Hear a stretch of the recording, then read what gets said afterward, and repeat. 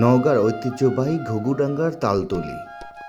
তালগাছ এক পায়ে দাঁড়িয়ে সব গাছ ছাড়িয়ে উঁকি মারে আকাশে। বিশ্বকবি রবীন্দ্রনাথ ঠাকুরের তালগাছ কবিতার দৃশ্যমান খুঁজে পাওয়া যায় নওগাঁ নিয়ামতপুর উপজেলায়।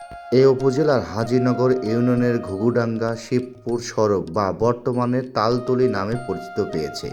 সড়কের দুই পাশ জুড়ে প্রায় 2 কিলোমিটার দেখা মিলবে এই অসংখ্য তালগাছ। সারি সারি এসব গাছের নয়ন অভিরাম দৃশ্য দেখলে মন যেন ভরে যায়। 1986 সালে এ রাস্তার দুই পাশে 2 কিলোমিটার এলাকা জুড়ে তাল বীজ বপন করেছিলেন তৎকালীন ইউপি চেয়ারম্যান ও বর্তমান খাদ্যমন্ত্রী সাধন চন্দ্র মজুমদার। সেই বীজ থেকেই এখন গজিয়েছে অসংখ্য তাল গাছ। পর্যটকদের জন্য নির্মল বাতাস আর তাল গাছের সৌন্দর্য উপভোগ করতে প্রতিদিনই দূর দূরান্ত থেকে আসছেন বিনোদন প্রেমীরা। চলচ্চিত্র টিভি, এইচআর বাপ্পি, নওগাঁ জেলা।